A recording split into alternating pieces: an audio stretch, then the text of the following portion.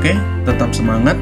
Kita akan coba praktek sedikit mengingatkan kembali mengenai klasifikasi arsip.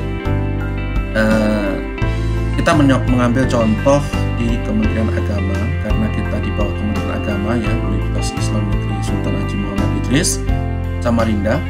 Nah, di sini sudah ada pola klasifikasi arsip di Kementerian Agama atau di UINSI yang berdasarkan pada subjek ya, atau disebut dengan subject filing.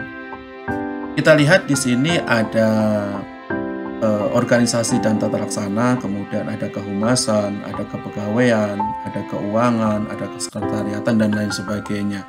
Di sini juga sudah diberikan mana sebetulnya yang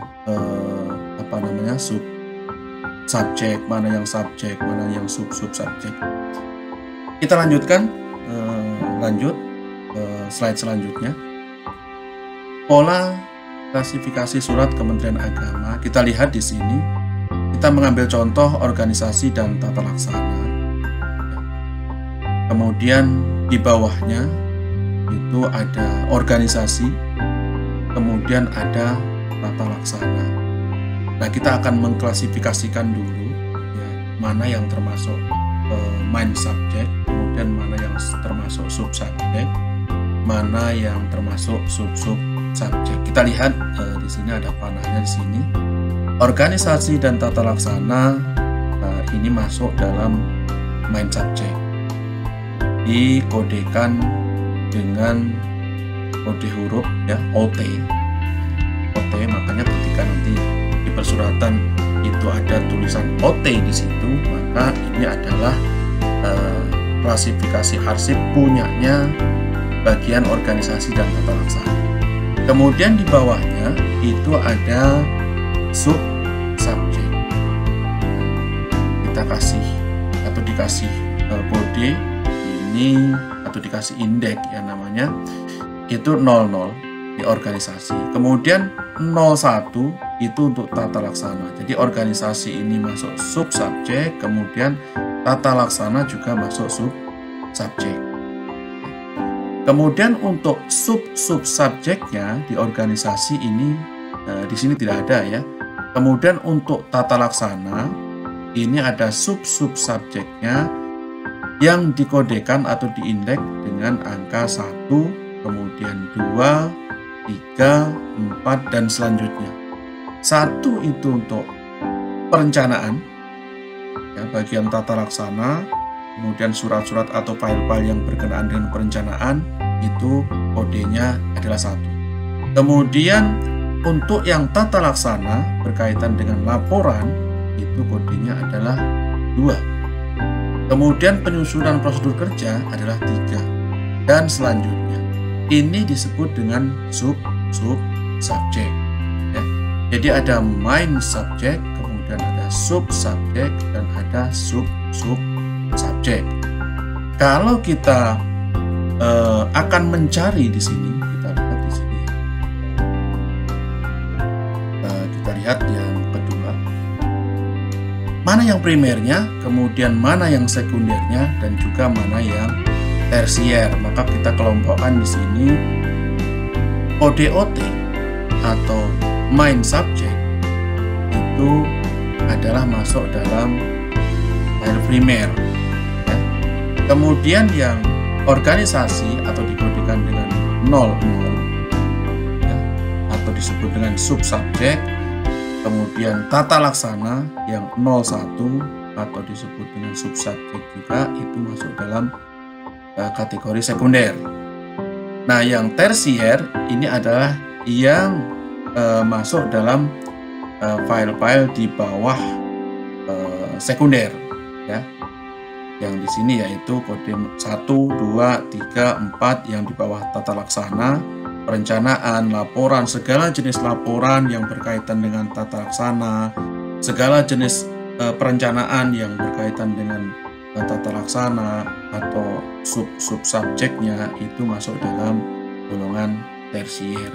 Jadi kita sudah mengetahui tadi, kita sudah kodekan bahwa organisasi dan tata laksana itu adalah main subject, kodenya OT, kemudian ini adalah termasuk primer.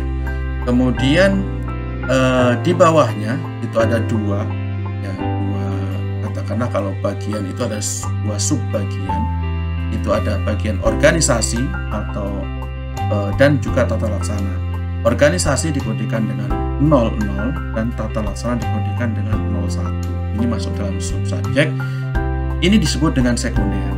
Kemudian di bawahnya lagi atau file-file yang ada di bawahnya, baik itu organisasi ataupun tata laksana. Kebetulan organisasi di sini nggak ada, tapi tata laksana di sini ada 4. Ini masuk dalam subsubjek dan disebut dengan tersier. Nanti di dalam penyimpanan file itu ada di guide-nya, yaitu batas-batasnya. Jadi kalau guide putih itu biasanya adalah primer, kemudian merah itu tersier, kemudian yang biru atau hijau itu biasanya adalah sekunder. Lanjut. Nah, kita akan coba di sini ketika kita mencari, ya, atau mengklasifikasikan, pertanyaan di sini, file laporan di tata laksana, maka kodenya adalah, ini laporan adalah di sini, ya, dikodekan dengan 2. Kemudian tata laksana adalah 01 dan di organisasi adalah OT. Maka indeks klasifikasi arsipnya adalah OT, ya, OT adalah organisasi dan tata laksana. Kemudian 01 ini adalah klasifikasi dari tata laksana. Kemudian 2 ini adalah laporan. Ini klasifikasi arsip di organisasi dan tata laksana. Nah, kita akan mengambil contoh lagi. Kita coba sama-sama kerjakan di sini. Kita akan coba sama-sama kerjakan di sini, ya. Ini adalah file kepegawaian yang di sini dikodekan dengan huruf KP. KP itu adalah kepegawaian. Apakah harus KP? Tidak. Jadi masing-masing organisasi, masing-masing lembaga, terutama lembaga pemerintah atau lembaga swasta lah, ya, itu mempunyai kode atau pengkodean masing-masing. Kalau di sini di Kementerian Agama, kepegawaian itu dikodekan dengan KP. Jadi nanti ketika ada bantek surat atau outmer surat, nah, itu ada KP, berarti itu gunanya kepegawaian. KP itu dikodekan dengan kepegawaian atau kepegawaian dikodekan dengan KP. Kemudian di bawah kepegawaian itu ada pengadaan, kemudian ada tata usaha kepegawaian. Kita lihat pengadaan kodenya adalah 00, kemudian di tata usaha kepegawaian 01. Ini masuk dalam subjek atau subsubjeknya, ya. Kemudian ini juga masuk dalam subsubjek. Kalau ini adalah main subjek, kemudian kepegawaian ini adalah main subjek. Kemudian kita akan coba lihat di sini di penerimaan. Nah, penerimaan masuk mana? Penerimaan adalah masuk subsubjeknya pengadaan, ya, subsubjeknya adalah penerimaan. Dikodekan dengan angka 2. Maka di sini dapat kita tulis, ya. Silahkan ditulis KP ini adalah kepegawaian, ya, karena di sini kita melihat atau mencari yang penerimaan. Kita tulis KP titik, kemudian di bawahnya KP adalah pengadaan, berarti 00 titik. Kemudian di bawah pengadaan kita cari penerimaan 2, berarti KP titik 00 titik 2. Nah, kalau kita mengklasifikasikan arsip seperti itu.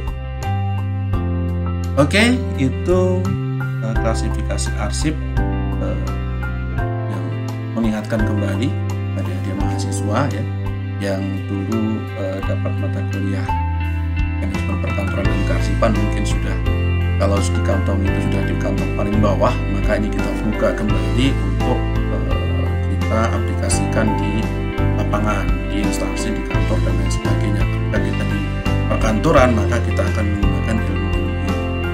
Kita akan menggunakan ilmu perkantoran. Jadi prosedurnya, jadi yang penyimpanan arsip itu prosedurnya adalah yang pertama ketika kita dapat arsip itu kita periksa dulu, kemudian baru kita golongkan, kita indeks mana ini yang masuk main subjek mana, ini masuk main subjek yang mana, ini masuk main subjek yang mana, tergantung dari pengkodean di instansi tersebut. Kemudian kita kodekan tadi ya, sudah kita kodekan di atas pakai pensil. Kemudian kita kumpulkan jadi satu, yang masing-masing kode tadi kita sortir, kita kumpulkan, baru kita tempatkan di filingnya. Seperti itu. Lanjut, tetap semangat. Terima kasih.